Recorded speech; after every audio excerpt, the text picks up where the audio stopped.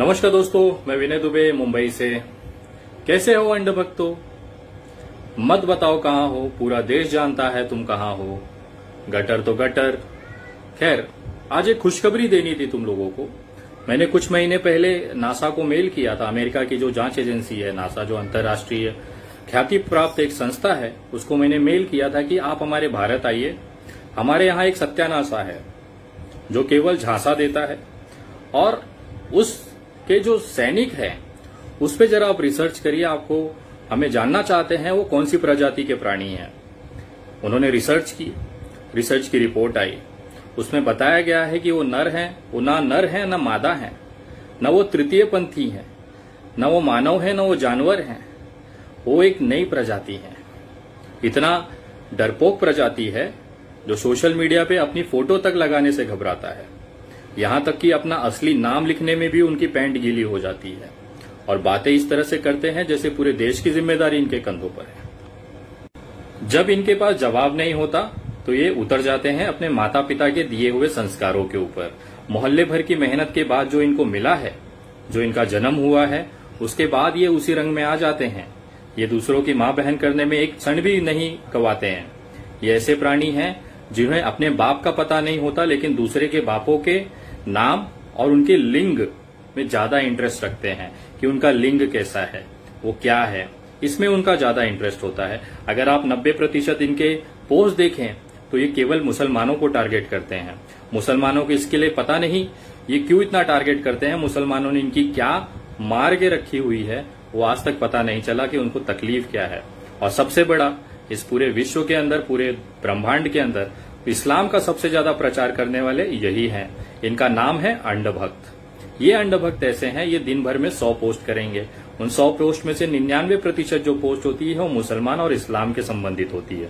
एक तरह से इन्हें अपने खुद के ग्रंथों का, खुद के वेदों का, खुद के श्लोकों का इनको ज्ञान नहीं होगा, लेकिन इस्लाम का पूरा कुरान इन्होंने पढ़ रखा है। उसमें क्या क्या है वो सारी चीजें ये अपना ज्ञान प्रदर्शित करते रहते हैं। और उससे सबसे बड़ी बात, ये गाली खाने में पूरे विश्व में सबसे ज्यादा 1 नंबर पे आते हैं। एक्चुअली नासा ने ये कहा है कि ये जो प्रजाति है ये इनका अवतार हुआ है, ये पैदा नहीं हुए हैं।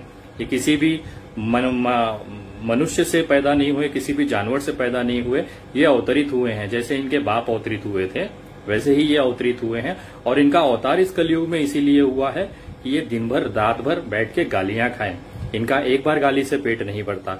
ये एक पोस्ट पे 100 गालियां खाते हैं, फिर दूसरे के पोस्ट पे 100 गालियां खाते हैं। ऐसा दिन भर में अगर 5-6 हजार गालियां अपने माँ बाप को न खिलवाएं तब तक इनको चैन नहीं पड़ता।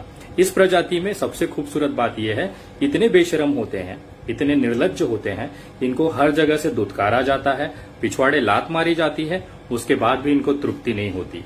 ये बार बार मुंह उठा के चले आएंगे और जिसके पोस्ट पे आएंगे उससे बोलते हैं, उनसे कहते हैं कि तू निकल यहां से।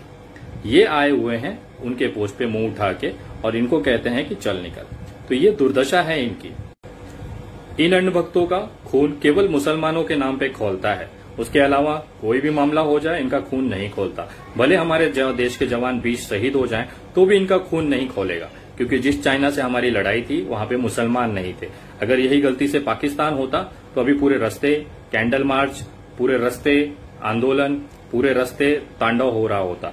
लेकिन ये अंधभक्तों को ये नहीं पता कि एक पार्टी और एक समाज, एक समुदाय के विरोध करने से अच्छा आप देश के साथ खड़े रहते हैं।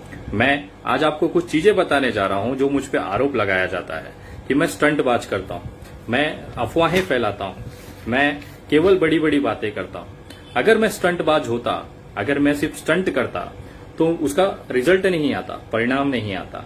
मैंने मजदूरों की आवाज उठाई, बांद्रा में मजदूरों का आंदोलन हुआ, उसके बाद तुम्हारे जो दिल्ली के बाप बैठे हैं उनको झुकना पड़ा।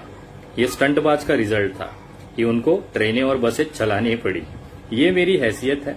मैं स्टंटबाजी करता हूं तो तुम्हारे पिछवाड़े लाल होता है और तुम्हें झुकना पड़ता है।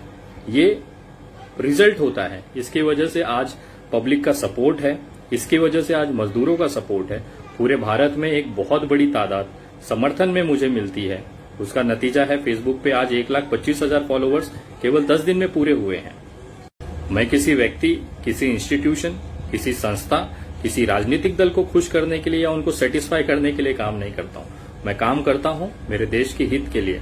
मैं काम करता हूं मेरे इंसानियत, भारतीय एकता, अखंडता को बचाने के लिए। इसके लिए शायद आप लोगों की जलती है। इनको सबसे ज्यादा बुरा ये लगता है कि मैं मुसलमानों के साथ क्यों खड़ा रहता हूं। मैं आपको बताना चाहता हूं, मुसलमान इस देश का सबसे बड़ा देशभक्त, सबसे बड़ा देश को मानने वाला इंसान है। जो व्यक्ति इस जमीन पे पैदा होता है, इस जमीन को दिन भर में 5 बार इस जमीन को चूमता है, उसके साथ साथ इस जमीन के ऊपर अपनी सारी चीजें करते हैं और मरने के बाद भी ये जमीन नहीं छोड़ता, इसी जमीन में कब्र बना के उसमें दफन हो जाता है, उस व्यक्ति को हम देशद्रोही कहते हैं। ये खास तौर पे अंधभक्तों की एक जमात है जो इस मुसलमानों को देशद्रोही कहती है। जो मुसलमान दिन भर में 5 बार अपनी जमीन चूमता है, अपने मरने के बाद भी ये जमीन नहीं छोड़ता, उस मुसलमान पे ये उंगली उठाते हैं और उसी जगह पे देवेंद्र सिंह जो इनका जीजा है उसको ये छोड़ देते हैं। जो आतंकवादियों के साथ पाया जाता है उसकी सरकार में, अंधभक्तों के जैसे देशभक्त सरकार में सबूत जमा नहीं हो पाते, चार्जशीट दायर नहीं हो पाती।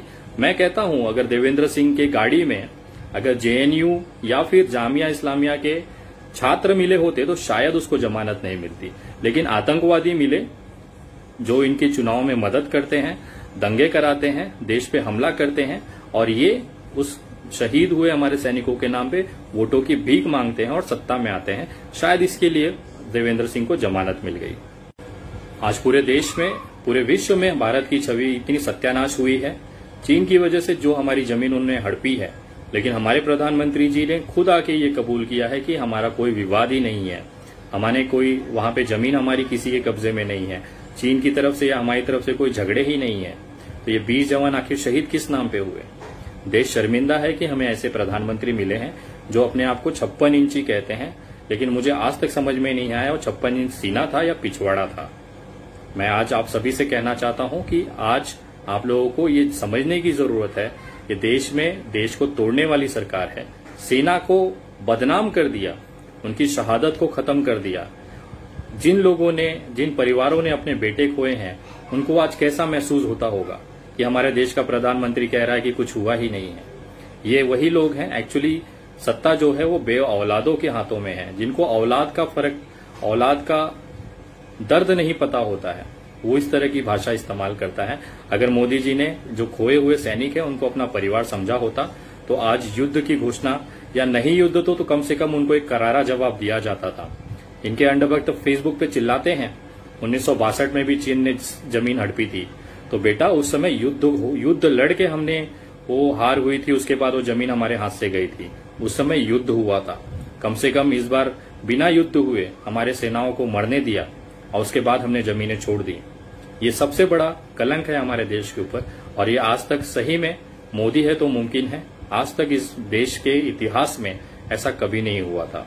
मैं आज सभी से कहना चाहता हूं कि आप सबको ये समझने की जरूरत है कि देश का जो एक माहौल है, केवल भारतीय जनता पार्टी ने गंद मचा के रखी हुई है, गंदगी फैला के रखी हुई है।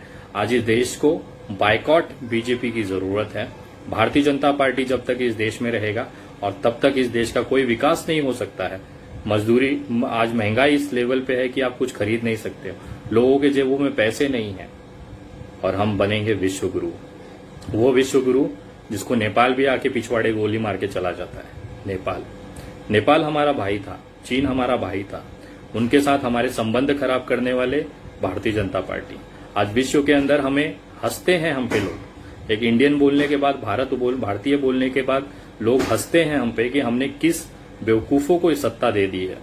आज वो हमें इस बोलते हैं कि इस तरह से हमें बेइज्जत होना पड़ रहा है इस पूरे विश्व के सामने। देश के अंदर तो हालात है ही हैं, आम जनता मर रही है, सरकार जो करोड़ों अरबों रुपया है वो उद्योगपतियों को भेज रही है। ये सारी दिक्कतें हैं हमारे देश में। आज कोई खास विषय नहीं था। जाते जाते केवल इतना कहना चाहूंगा कि मैं नरेंद्र मोदी से नहीं डरता हूं, मैं उनके किसी मुख्यमंत्री से नहीं डरता हूं। मेरा जो आप बिगाड़ सकते हैं बिगाड़ लें, मेरी आवाज इसी तरह से चलती रहेगी और इन अंधभक्तों का मैं तबीयत से बजाता रहूंगा। आज मुझे भारत के संविधान पे विश्वास है और इसी संविधान ने मुझे ये अधिकार दिया है कि मैं अपनी बात रख सकता हूं डंके की चोट पर।